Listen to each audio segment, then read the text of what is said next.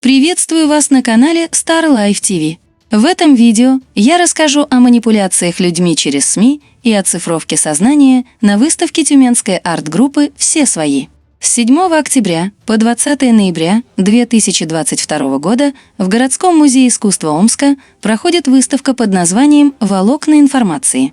Организатором ее является тюменская арт-группа «Все свои», гастролирующая со своими экспонатами по крупным городам России. В рамках выставки посетителям предлагается посмотреть на инсталляции, панно и скульптуры на тему проникновения в нашу жизнь технологий слежения и управления сознанием через средства массовой информации. Экспонаты музея получились более чем символичными, а описание к ним заставляет задуматься и переосмыслить окружающую действительность. Выставка «Волокна информации» реализована в рамках проекта об искусстве «Сезон свободы». Ее куратором является Кирилл Груздов. О выставке он говорит следующее. Идея проекта на данный момент имеет большую актуальность. Мы нередко задумываемся о том, насколько глубоко цифровая культура проникла в нашу жизнь. На самом деле наша повседневность состоит из бесконечных потоков информации и данных, которые мы по собственному желанию предоставляем о себе в мировую сеть, а также данных, которые мы потребляем сами. То есть это все рефлексия на нашу жизнь, на наши будни, попытка переосмыслить изменяющийся новый цифровой мир и отобразить это в искусстве. В экспозиции представлены работы нескольких художников из Тюмени. Большая часть – авторства Артема Долгих. Также здесь можно встретить работы Марины Малюгиной, которая является сокуратором всего проекта, перформера Константина Рослякова и художника-реалиста Алены Козиол. При входе на выставку внимание сразу же привлекает инсталляция в виде огромных глаз, символизирующих всевидящее око. Они опутаны проводами, что показывает влияние информации на восприятие мира. Все три глаза несколько отличаются друг от друга. На первом вместо зрачка можно увидеть человеческое лицо. Зрачок второго окружен руками, которые словно стремятся раскрыть его. Третий также представляет собой человеческое лицо, над которым изображен еще один глаз. В целом данная композиция показывает, что у каждого человека свое собственное восприятие действительности, а значит, свой собственный мир. При этом на него активно влияют извне, формируя в сознании нужные принципы и установки. Рядом с огромными глазами можно увидеть подиум, на котором расположена держащая яблоко рука. Данный экспонат дает прямую отсылку к библейскому сюжету и запретному плоду, который Адам и Ева отведали в райском саду. Одной из самых символичных работ выставки является композиция, посвященная пропаганде через средства массовой информации. Она представляет собой телевизор с огромной рукой внутри. Словно марионетками, рука управляет солдатами, которые сражаются друг с другом на поле боя. Эта инсталляция как никогда актуальна. Все происходящее сейчас в мире полностью отражает идею этой работы. Люди, одурманенные пропагандой с обеих сторон, бездумно выполняют приказы и воюют друг с другом. По факту же все они находятся во власти кукловодов, которые просто играют их жизнями. Людям не приходит в голову, что их истинный враг вовсе не простой человек, находящийся по ту сторону границы. Описание композиции не менее символично. В нем открыто говорится о принципах управления сознанием через средства массовой информации. Влиянию информационной пропаганды на сознание людей посвящена еще одна композиция выставки.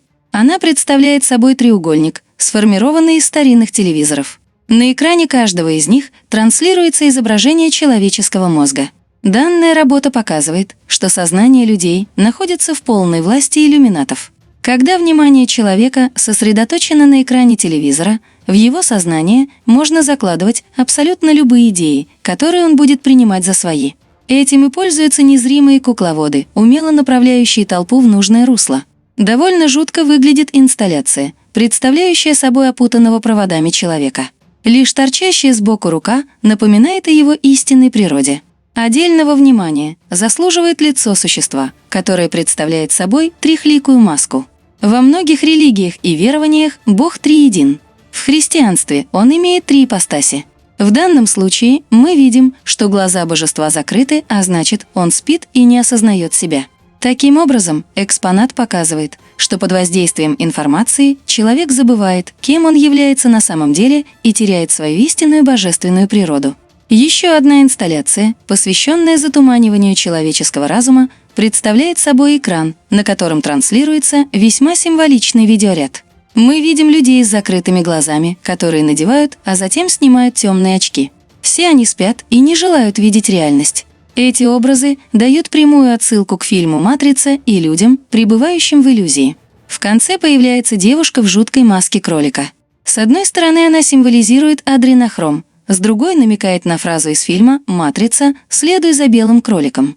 В контексте фильма она означает важность замечать тайные знаки и следовать подсказкам. И именно это поможет человеку выйти из иллюзорного мира. К фильму «Матрица» дают отсылку еще несколько экспонатов выставки. Это полотна, опутанные черными гофрированными шлангами. Похожие провода отходили от машин и внедрялись в тела людей, которые лежали в своих капсулах, будучи подключенными к виртуальному миру. Собственно, именно шланги являются основой большинства экспонатов выставки. Отдельного внимания заслуживает композиция, посвященная тотальному контролю над человечеством. Она представляет собой огромную камеру, похожую на щупальца инопланетного существа. Экспонат наглядно показывает, что в информационном мире за человеком ведется непрерывное наблюдение, а все его действия оказываются как на ладони. Несколько работ выставки посвящены цифровизации сознания человека. Здесь можно увидеть головы людей с подключенными к ним проводами.